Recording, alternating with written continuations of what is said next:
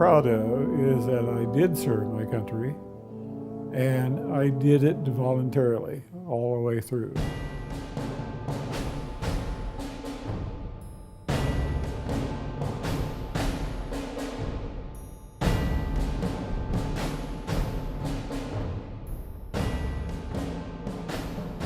All during high school, I worked in a drugstore at Independence Avenue in Hardesty in Kansas City, Missouri. I stuck with it until I found a job at Chrysler Motors Parts in Fairfax in Kansas City area. Meantime, North American Aviation, which builds B-25s, was hiring people, so I went over and applied for a job and had a job in North American Aviation. And my wife was working, she worked in a photo studio. She managed a photo studio in downtown Kansas City. Marty and I were married on the 13th of December 1941. I always considered number 13 my lucky number as opposed to those who think otherwise. One day a friend of mine from Chrysler Motors Parts called me, John called me, and said, "Hey Leonard, they are giving an exam for aviation cadet at the courthouse in Kansas City, Kansas. Let's go." Well, okay, so I jumped in the car and ran over there, and he and I went in and took the examination, not dreaming that I could pass it. When I left there, I had mixed emotions about whether I had passed or not. But I had, and he too had passed. And I was notified by letter that I had passed and to go to Fort Leavenworth for physical. And actually I went on duty 25th of November in 1942. And I went down to the Union Station, Kansas City, Missouri, which was jam-packed with people. We made it down to San Antonio, Texas, and Lackland Air Force Base was considered pre-flight training. They determined which of us would be bombardiers, and who would be navigators, and who would be the pilots. And we designated as pilots were then sent to start our pilot training. I guess I have to say within 2 hours I could fly, and I just progressed from there. And then I knew who I was then. I could fly, and I loved it.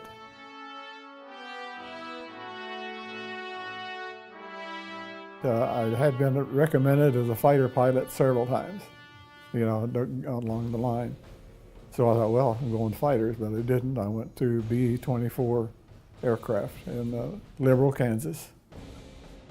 It was a tough airplane to learn to fly. The day came when we were finished with what they call RTU for combat crew training. And a few days later, they loaded us up and headed us out to Oahu. And so that's where we did some more flying, and because they had not yet taken Saipan. And that's what we were waiting for. And then the day came when they had Saipan in operation, and we were to go there. And they put us up a small island about called Pagan. And there was still a complement of Japanese there. It was a combat mission, and we dropped bombs on them, but that was to keep them honest, what it amounted to.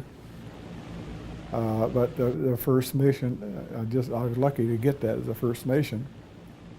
But then the second mission and the third and so on, these were combat missions, and we found out what it was really like to be shot at.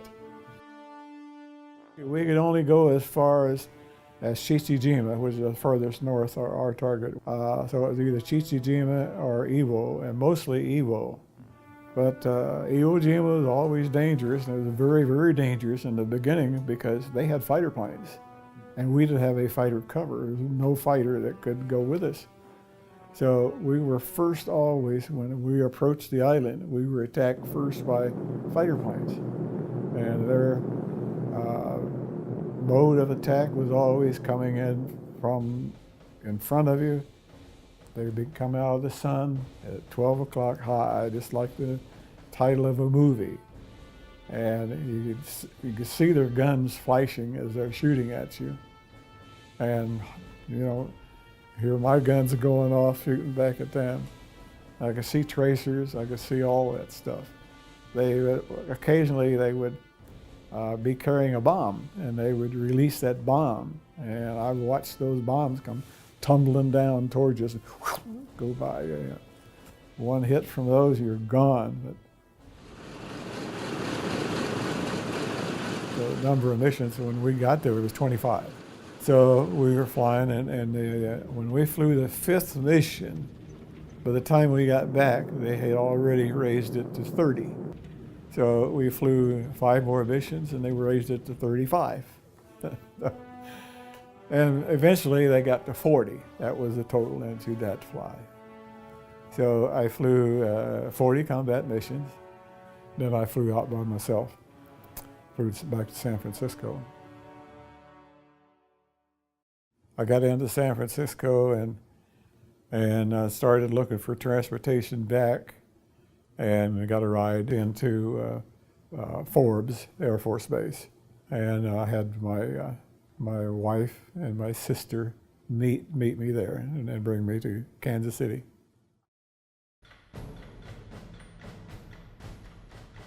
I knew what I was doing, and I volunteered, and I did what I volunteered for, and I was proud that I was in it and I could do those things. I'm not trying to tell you that I wasn't frightened in combat. I was just as frightened as any other pilot or any other person would be, but I wasn't terrified. I think that's the difference.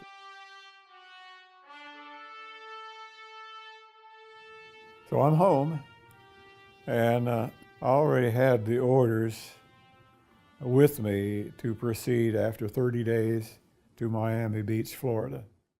They would check my records. They said, "Lieutenant, you got enough points, you can get out of the service." I said, "Whoa, wait, not so fast. What's the alternative?" "Well," he said, "if you want to stay in." I said, "Yeah." He said, "Okay, you can stay in." That was my flying career, the start of it.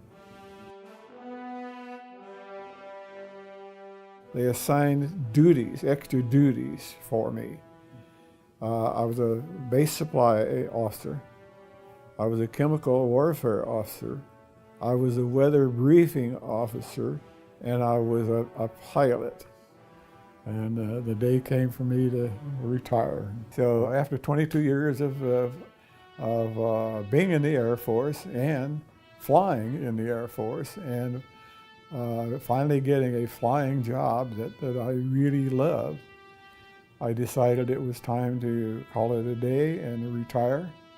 I would retire as a lieutenant colonel, but that was it. And I decided to hang it up, so I put in my resignation, and the rest is history. I was out of the Air Force and looking for a job.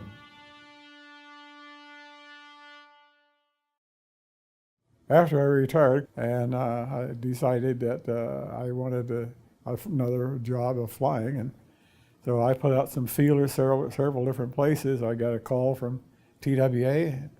They offered me an odd job. They wanted me to go to Saudi Arabia and teach the young Saudi pilots how to fly as commercial pilots.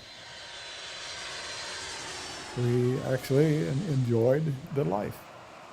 But at the time, for me to be there was really predicated on the education of my kid.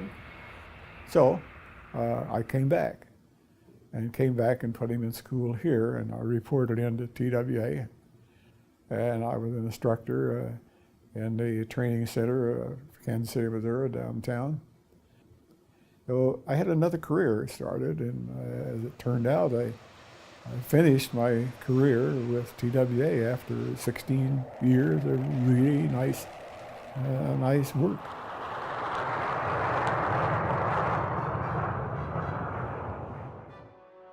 We were fortunate enough to have a child back in 1952. He and his wife had a daughter, and she has two lovely young girls, and they also have a son.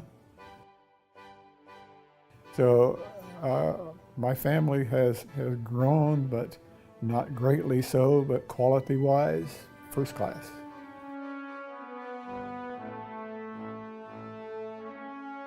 We were married a total of 67 years. I don't make any secret of it. I loved her, and I've told everybody that will listen to me what I thought of her. She was my woman.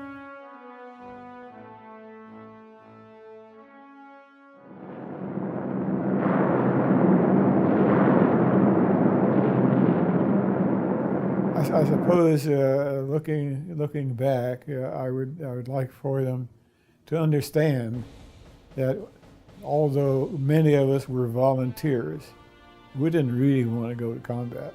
That was not our future at all. It was something we had to do for our country. We were a united country, and we were simply a tool. We were a part of it. So everybody in the United States was a part of the war effort.